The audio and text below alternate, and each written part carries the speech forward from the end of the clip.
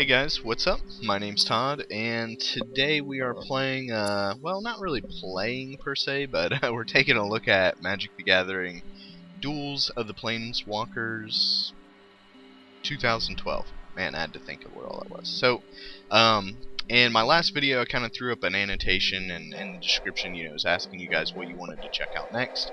And it seemed like you guys were kind of interested in seeing some of the deck construction that was involved in the ones that I played. So, I'm just going to go ahead and start with the white deck and kind of go into some of my decision making on what cards I play and why I'm not playing some of the other cards in order to bring my deck down to 60 cards. So, my first, rule of thumb, I guess you could say, is, I don't want to ever play a deck that's not 60 cards exactly, because in Magic, 60 cards is the bare minimum amount of cards that you can play in a deck in constructed formats, which is what this is.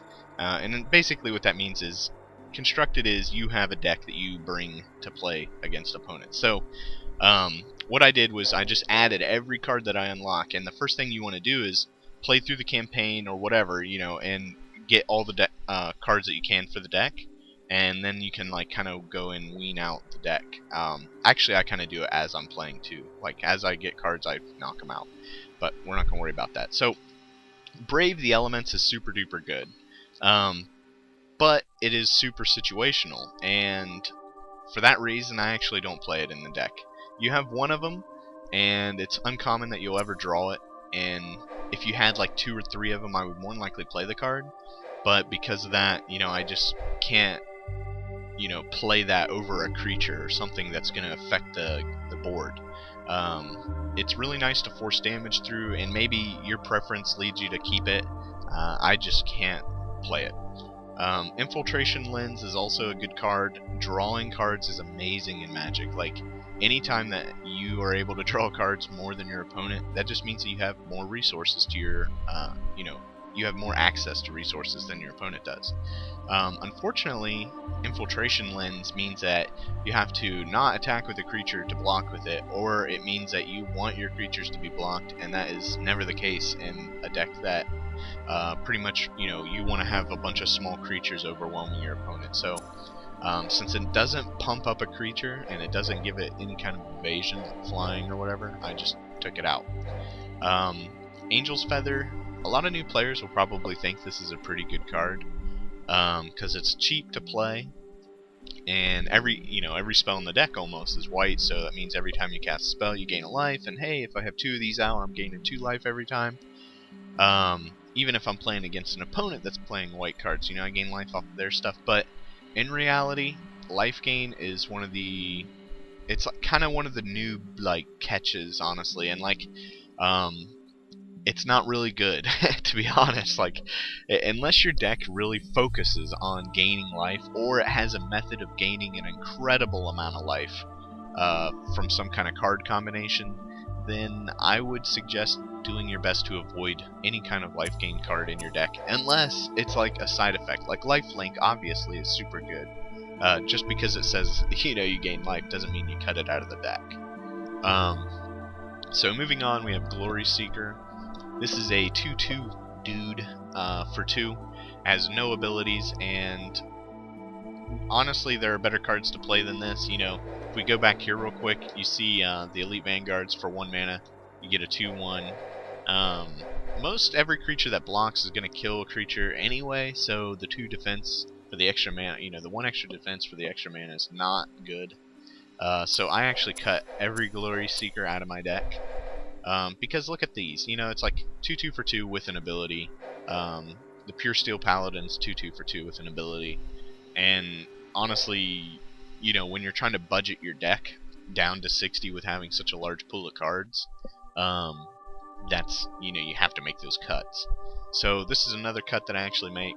Obviously this is sweet, any old player that played with Disenchant knows that just removing it from the game for the exact same mana is nice. Granted it's a sorcery, but it's still super good. But it is super situational, and having 2 in your deck means that you're probably going to draw these, once every couple games or so. And if you're playing against, mono green, like the Garrick deck, you're not going to have any targets. A lot of the red decks, you don't really have any targets. I mean, you might, but it's not going to be that big of a deal. It's like, are you going to destroy their Ruby Medallion, or are you going to play a creature? You know what I mean? So I actually cut those out. Obviously against Tezzeret, that's amazing, but since you only play one game, there's no best of 3 with a sideboard. You can't really do that. I don't know. So Pen and Blade costs 3 mana, and in my opinion that is too much for this deck. But the ability is too good for the deck. So I actually do keep this. This is maybe a questionable card. I don't know. I've just had a lot of games where I've won because I have had this in play. Strider Harness costs 3, and as I said before, I think 3 is too much for an equipment that doesn't like win the game. And 1/1 in haste is nice, but at the same time, I haven't really found an awesome use for it, and 3 to me is just a little too much for the deck, so I actually cut it. Sword of War and Peace costs 3. Amazing ability. I mean, if you compare, 2/2 protection from 2 colors and 2 different abilities, it's a lot different than 1/1 in haste. Congregate, we're going to defer to our life gain conversation earlier and cut those out. Harmless Assault is actually not too bad, for the reason that you are almost always going to have no blockers if you're playing the deck correctly. That means you're attacking all the time, or you're tapping their creatures with your tapping guy. So, what that means is you're going to be left open a lot to be hit, and this will prevent, fogs those turns to where you're not taking damage. Although 4 mana is way too much for a fog ability, in a deck that really has no tricks to exploit with preventing only the attacking creature's damage. So, to really utilize this, it's almost like you would have to not attack and block with all your guys, then play this. To me, it's almost like, why not play Brave the Elements instead, because it almost does the exact same thing. I mean, obviously it fogs the guys that get through, but to me it's just too much for what it does. Conqueror's Pledge is a lot of mana, but it also has a huge game-winning effect, and rarely will you ever get to kick it. I've only done it once, and that's only because the one dude played New Frontiers. Baneslayer Angel is a game winner, so 5 mana kind of works there. Sarah's a game winner, 5 mana works there. Having Flying and Vigilance is insanely good. The armor, this is kind of questionable almost, but it is such an incredible effect that paying 6 to basically win in a couple turns is gonna be worth it for you. And if you can get the there's a couple cards in your deck that actually allow you, the Stone Warden Mystic? What are you called? They just banned this card too, which is funny. Stoneforge Mystic. Being able to tutor it out and pay 2 and just toss it right into play, that negates some of the mana costs. And Pure Steel Paladin, if you have Metalcraft, it'll cost 0. So it's like ways that interact with that card actually exist, and ways that interact with this card don't exist. So Archangel of Strife is the last card that we're going to cut. It costs 7 mana. More times than not, you being able to cast this before the 10th turn is so unlikely that I just can't imagine that this is what you need to draw. You know what I mean? Like, turn 10, if you're around, I want to see what the board is looking like at that point with the mono white deck. Like, it's so aggressive that having this just is unnecessary, in my opinion.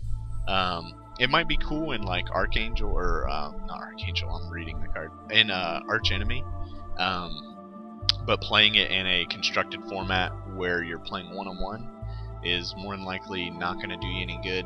I mean, if you draw this anywhere from the 1st to 10th turns, it is a dead card in your hand.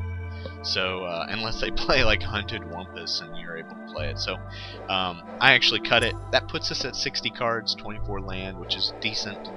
And if you hit Y, you can actually check out the mana curve and percentages on everything else. The weight deck, it depends on playing creatures constantly, so having well over half your deck creatures is definitely a good thing. So, the next episode I'll do the Jace deck. I'll deconstruct that and kind of show you what choices I put into putting that together and making it 60 cards. Let me know if you guys made any different decisions. I'm actually kind of curious to see what you guys end up putting together, and hopefully this helped you out, especially if you're a new player and are kind of curious how to streamline your deck a little bit better. And yeah, I want to thank you guys for watching, and take it easy.